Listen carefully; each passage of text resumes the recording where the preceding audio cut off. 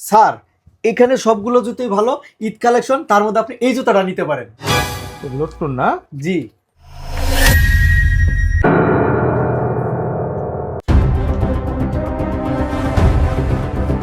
Sir. হ্যাঁ, এই জোড়াই দাও, এটাই ভালো লাগছে। জি স্যার, বসেন। স্যার দেখেন তো এই টাকাটি আপনার নেই। আরে এটা আমার টাকাই, কখন বললো? দেখেন স্যার ঠিক আছে নাকি? তা আমারই সবই ঠিক আছে। আমি পেমেন্ট করে দিচ্ছি।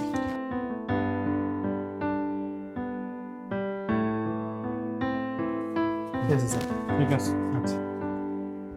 শোন রুবেল, আপাতত আমাদের দোকানে সেলস খুবই কম। এই মুহূর্তে আমি দুজন সেলসম্যান আসলে রাখতে পারতেছি না। আমি তো টাকা দিয়ে দিতেছি, তুই অন্য জায়গায় কাজ দেখ। ভাই, আমার ঘরের বউটা প্রেগনেন্ট। আপনি যদি এই মুহূর্তে আমাকে চাকরি থেকে বের করে দেন, তাহলে আমি সামনে খুব বিপদে পড়ে যাব ভাই। আর 2-3 মাস আমাকে চাকরিতে রাখেন, তারপর না হয় আমি চলে যাব। আমি তোমার কথা সবই বুঝতে পারছি, কিন্তু এই মুহূর্তে আমি পারতেছি না ভাই। তুমি চলে যাও ভাই। ঠিক আছে ভাই। এই, তুমি কেমন আছো? তুমি কি আমাকে চিনতে পারছা? জি, আপনি টাকা পাইছিলাম, সেই লোক না আপনি? হ্যাঁ, ওই জুতার দোকানে তুমি টাকা পাই আমাকে ফেরত দিলা। কি অবস্থা তোমার? অবস্থা তো আমি ভালো নাই। দোকানদার আমার চাকরি থেকে বের করে দিছে। এটা কি বলো?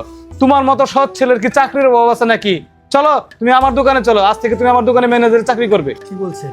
আপনার দোকানে আমি চাকরি করব? হ্যাঁ, আমি তোমার সততা যাচাই করছি অনেক আগেই। শোনো, ওই দিন টাকাটা আমি ইচ্ছা করে ফেলাইছিলাম তোমার সততা যাচাই করার জন্য। আসলে আমার দোকানের জন্য একজন ভালো সেলসম্যান খুঁজতেছিলাম। তুমি খাওয়াটা শেষ করো, চলো আমরা দোকানে যাই।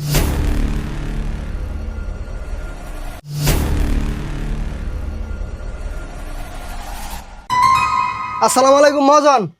হ্যাঁ, সাবধান ভাই, কি অবস্থা?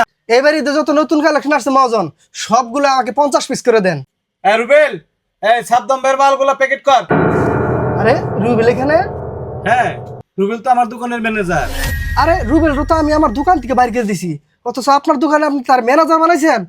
হ্যাঁ, রুবেল অনেক সৎ ছেলে, তাকে আমি অনেক পরীক্ষা করে তারপরে আমার দোকানে নিয়ে আসি। আর রুবেল, আমি এয়ারপোর্টে যাব, ঈদ উপলক্ষে আরো অনেক মাল আসছে, কয়েকদিন সময় লাগবে।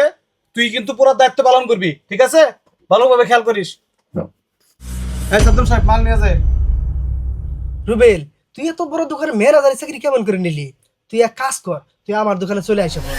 শুনেন, যে বিপদের সময় আপনি আমার চাকরি থেকে বের করে দিয়েছেন, এখন আমি আপনার দোকানে আর যাইতে পারবো না। তাছাড়া এই দোকানের দাদা অনেক বিশ্বাস করে আমাকে এই জায়গায় বসাইছে। আর আপনাকে একটা কথা বলি শুনেন, যেসব কর্মচারীরা সৎ থাকে তাদের কখনো চাকরির অভাব হয় না। তাদের চাকরি আল্লাহ তাআলা ব্যবস্থা করে দেয়, বুঝতে পারছেন? আপনি কি মাল লাগবে আমি ব্যবস্থা করে দিচ্ছি। এই, ওটাতে মালগুলা প্যাকেট করে দাও তো।